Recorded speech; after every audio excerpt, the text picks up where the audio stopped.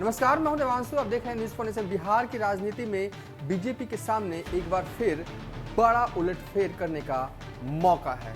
मौका इसलिए है कि बिहार में उपचुनाव हो रहे हैं और अगर बीजेपी जो है वो किसी भी तरीके से इन 2 सीटों जीत जाती है तो बड़ा बदलाव जो है वो बिहार की राजनीति में हो जाएगा।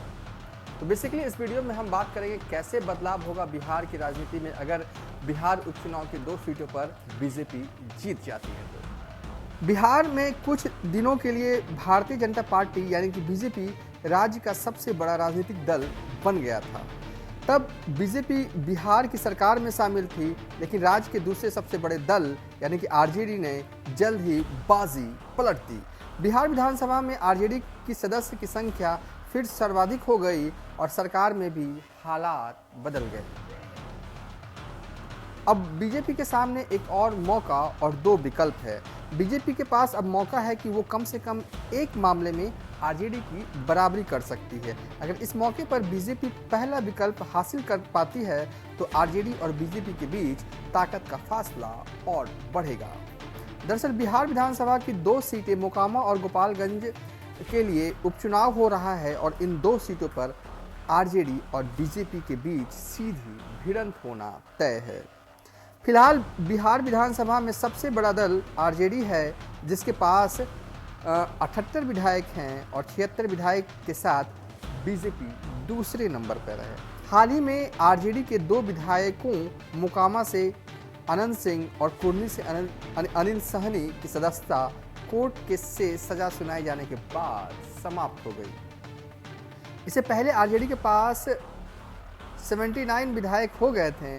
भाजपा के एक विधायक गोपालगंज के सुभाष सिंह का निधन हो गया था। भाजपा अगर उपचुनाव की दोनों सीटें जीत जाती हैं तो आरजेडी की बराबरी कर सकती है। ऐसे हालात में बीजेपी और आरजेडी दोनों के पास विधानसभा में 78 और 78 विधायक होंगे।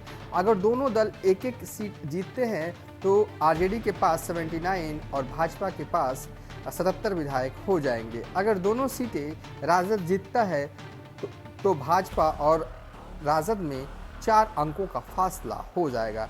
बिहार के 3 राजनीतिक दलों की ताकत विधानसभा चुनाव के बाद बढ़ी तो तीनों दलों की कम भी हुई। मुकेश सहनी की पार्टी वीआईपी के सभी विधायक बीजेपी में शामिल हो गए थे, तो दूसरी तरफ असुद्दीन ओवैसी की पार्टी एआईएमआईएम के एक विधायक को छोड़ बाकी 4 वो विधायक कुछ महीने पहले आरजेडी में शामिल हो गए थे। बसपा के एक विधायक जदयू में शामिल हुए थे। गोपालगंज की सीट पिछले बार भाजपा के पास थी। यहाँ भाजपा को तेजस्वी के मामा साधु यादव से उम्मीद है। साधु यादव की पत्नी इस बार चुनावी मैदान में है। पिछली बार खुद साधु यादव थे।